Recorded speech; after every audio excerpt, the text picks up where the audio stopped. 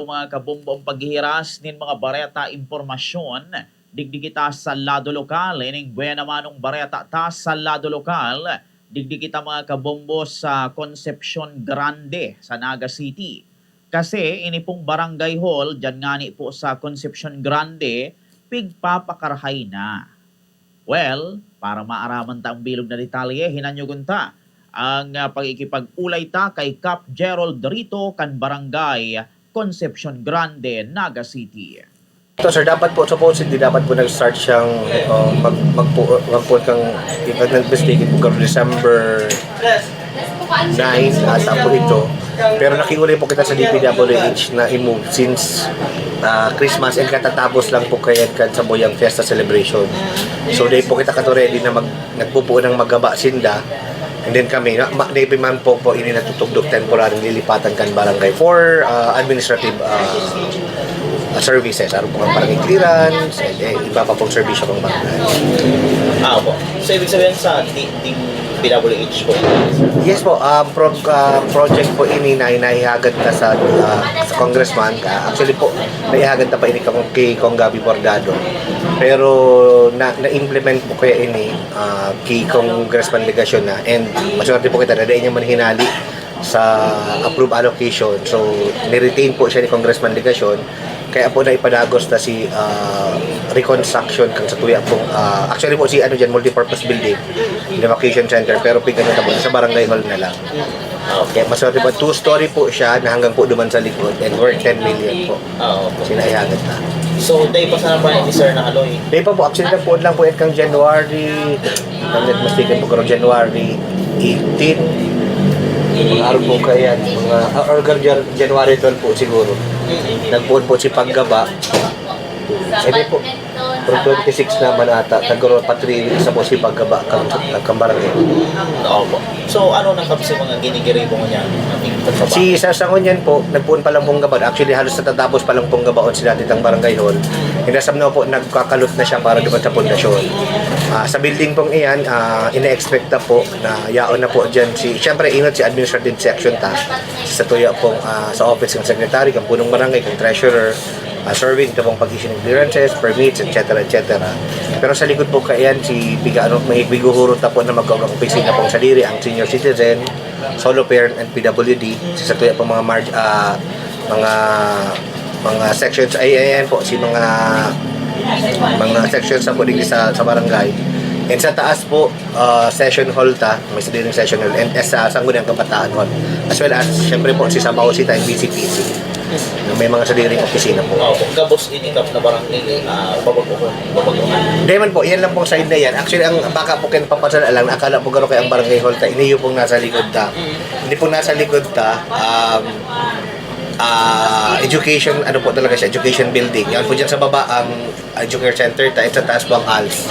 So ang barangay hall po talagang barangay Concepcion Girl, iyon po talaga yan side. Ayan po si side ta, nakang 2008 po pa iyan nahaman through former punong barangay, Ngunyan Consul Elmer Valdez.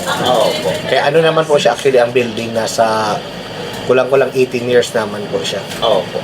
So, ano ang ini-expect na magiging resulta kanina? Dakula siya talaga? Ini-expect na po na dakula. Pero ang ini-expect na po dyan, although mas magiging conveniente, mas magiging pong maray conducive ang sa tuya pong barangay hall. And ang ini-expect na po since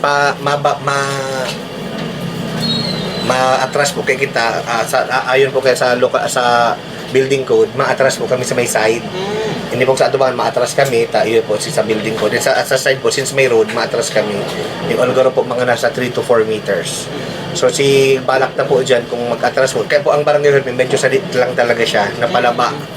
Si balak na po, kung matutugutan po, magkakauga siya ng mga stalls po for rental na additional income kang barangay. Suway pa man po iyan dyan sa building. Pero yan po, sin-expect na sa building na yan, magiging mas maray po sa servisyo, mas magiging conducive, and mas magiging conveniente po sa mga barangay tayo. At sa gabos na ma-avail ang servisyo ng barangay. Opo. So, ano kasi mga dati? May mga route club din sa barangay? Yes po, si Kisa niya po talaga actually raraot na. Kung naguuran man siya sa Laog, actually po kang time mo nga kang first term ta po nag-allocate kita actually ng 1.5 million for the repair and renovation kan barangay hall kasi po dahil nga na po siya garo friendly and kung nakalaog na po kamo diyan medyo malumlum and kaya po si inutakot ang nga talagang project is ma-renovate siya kang nabisita po siya kang engineer's office para po nga nita si balak ta po ko ta garo po baka kaya siya may sa frontage may space pa ma-maximize sa kuta si space kung sa sakitan po si engineer's office and garo kulang po na si 1.5 million para mag-create ka rin ng another post and para maging ma-maximize sa taas and so nakaulay ta po man si Congressman Gabi ka ito nakaulay ta po na kung pwedeng ma-renovate ay ma-reconstruct na lang up to third floor actually po hanggang third floor siya so nahagad pa po kita ng another budget for the third floor. Oo po. But hindi ka, mga pera naman si budget allocate. Iyan pong sa 10 million po siya. Iyan construction pong iyan kang hali po sa General Appropriations Act through Congressman Gabi po kay 10 million Congressman Nelson. And DPWH po nag-implement bago po kami bago po kami sinagpabid gabos po iyan DPWH po ang implementing agency. Oo po. So, kumusta ka ang reaction na niya na medyo naayos na sa tuyang? Actually po, maugpa kita excited na mas magiging, yan na po nga, magiging conducive, magiging convenient, and magiging parte na po ako kan barangay mismo. Kasi dati po baga, kung nakakalaog mo ka ito, garo medyo suway ako sa barangay. Kaya on po ako sa building kaini kang education sa likod. Ngunyan po, magiging parte na ako mismo. Hindi po kaya ako ito makalipat sa balot, takulang po sa mga offices. So, mawawaran pong offices secretary sa kasi si BRK ni. Kaya di po ako naglipat muna. Nag-retain kita. Kaya po kasi may mga katuyahan sa ko na garo ako nagtatago. Pero di mo kita nagtatago. Gusto ko kutang maglipat. Kaya lang mas okay din po kaya pag may mga kawali kita mga private matters lalo pag nag-hearing. Kaya di naman po mabutasan din garo medyo laom na opisina. Oo. Ang feedback ng mga kabarangay tao, ng mga residente. So far po si Mano ta excited and excited din and paugma na nakakuha kita ng pondo para po mas maging maray ang building ta. And yan, garo sinda, garo nag-wonder ko ano magiging kaluluwasan actually po kan building. Actually po ako excited din. So yan, sana po maging maray talaga and maging pero expect lang po na ang serbisyo ta po mas magiging si building mas syempre po mas i-improve ta although talagang sinisigurado naman po sa serbisyo ta na dawa po ang building arog gayan ang serbisyo ta po kung maghihingo at po na daiman po siguro number 1 at least at its best na masunod ka po sa tuyang na panagkuhan ng clearance 3 to 5 minutes makakuha na po siya. Opo. Ano rin ba yung possible na matapos sa inyo? Actually po sa program of works 150 calendar days so 5 months po yan. Pero sabi po kaya garo alanganin po da si engineers ay kang DPWH. Pero sabi po ang contractor na nakaulay ta hingawahon po daan nang matapos by September. So siguro sana nga bago man mag-fiesta okay na siya.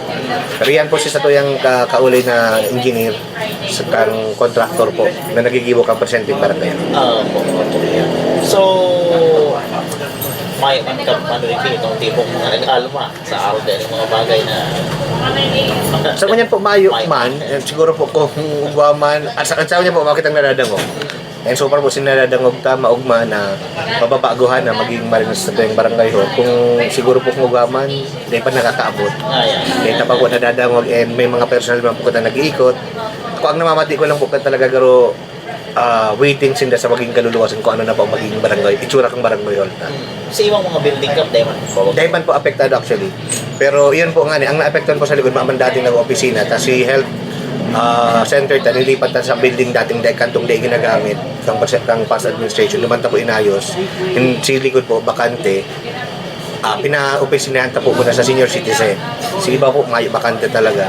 Kaya ang likod po kayan, magiging senior, PWD and solo parent office, and then magkakauga po ng garo sa tuya pong kitchen area and generator house. Mas magiging, yan, ina-anticipate po talaga na mas magiging maray ang sa tuya pong facility. Ano ka mo kami mga air condition, camera, ay definitely po yun. Sa budget na po ngayon nagpag-quote ang camera, 32 units of camera. Na iyan po talaga. Presently po may 64 na kitang camera. across the main streets ng sa pong barangay. Nakakalat po yan sa entire construction grant yan sa mga strategic places. And this year po, nag-allocate dito ng another 32. Kung di man po yan mapano, ang priority po muna sa mga main offices ng barangay para tisuga po kita ng pang-monitor. Pero sa iba po kayan, sa luwas Hilarican Barangay. Pandagdag po naman sa mga inner streets na day po naabot itong 64 cameras. So, by this year po, we expect na mag-uga na po kita ng 96 cameras sa Satuya pong barangay. Including po sa Salogang Barangay. And, yan po. Ano pa ito? Oh, yung 96 cent sa sapat naman siya sa Sa ko po kulang pa since kita po talaga subdivision. Mostly composed po ang sa tuyong barangay ng mga subdivisions, mga home Kaya sa selling ko po nga kulang pa talaga siya. Actually sa po sa paghihingaw at talaga magkaaguan ng garo sa Diring Command Center. Kaya lang sa budget po na itapakaya. Pero nangingiturugan po kita na baka maihagad na siya sa national government na talaga pong maging highly man ang satuya pong serbisyo pag-abot po sa CCTV na mag-ugo po talagang sa diring serbisyo. May nadumana na po kay kitang barangay na balak naman arugon o luday taman siya kaya tanda ko lang ano po ang budget. Pero kumbaga po nangingiturugan kita na kung paano ta siya maaarog and may implement digdi sa tuyang barangay considering po na compose kita ng mga subdivisions and mainly po sa pinaka-concern ta and kaipuan ta talagang tugunan si peace and order and public safety kung sa tuyang po mga kabarangay.